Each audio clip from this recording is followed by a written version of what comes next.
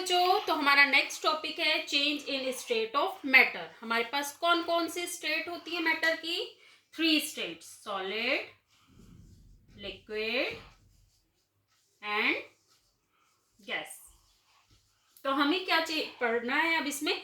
Change in state of matter, यानी solid से liquid and then liquid से gas, या फिर हम ये भी कह सकते हैं सॉलिड टू गैस, डायरेक्ट भी हो सकता है, gas to liquid, liquid to solid. Okay, तो फिलहाल हमें effect of change of temperature, first point हमारा है effect of change of temperature. बच्चे, अगर हम टेम्परेचर चेंज करेंगे तो वो स्टेट पे क्या इफेक्ट डालेगा, हमें ये पढ़ना है। तो temperature, when we increase the temperature kinetic energy also increase. मैंने काइनेटिक एनर्जी आपको एक्सप्लेन कर दी थी, ठीक है। टेम्परेचर इंक्रीज करेंगे तो काइनेटिक एनर्जी भी इंक्रीज होगी।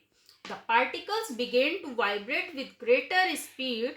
Heat energy breaks the force of attraction between the particles, due to which particles leave their fixed position, move more freely, and state is reached when the solid melts completely and converted to liquid.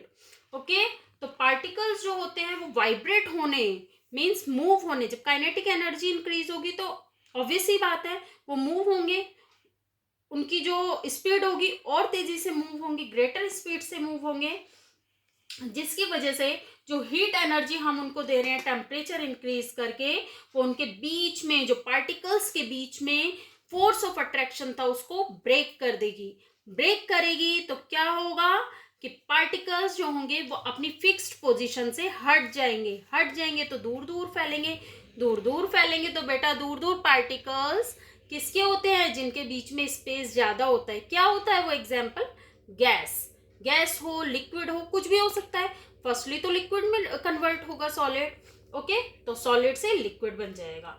तो वो stage आ जाएगी जब solid melt हो जाएगा और converted to liquid. Understood?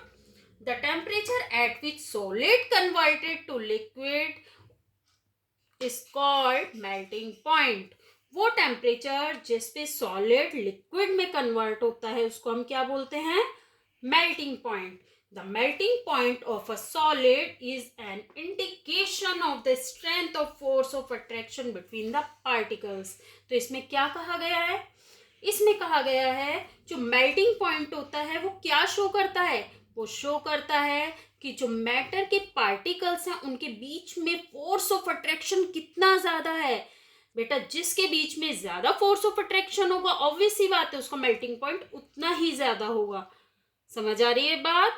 जितने tightly, मान लीजिए आप 3-4 फ्रेंड्स हैं, आपने टाइटली अपने हाथों को होल्ड कर लिया है आपस में, तो जितने टाइटली आप होल्ड करेंगे उतना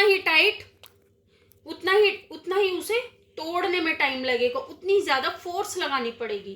तो वही वाली बात है कि जितना ज्यादा सॉलिड में फोर्स ऑफ अट्रैक्शन होगा, मेल्टिंग पॉइंट उसका उतना ही ज्यादा हाई होगा। ओके,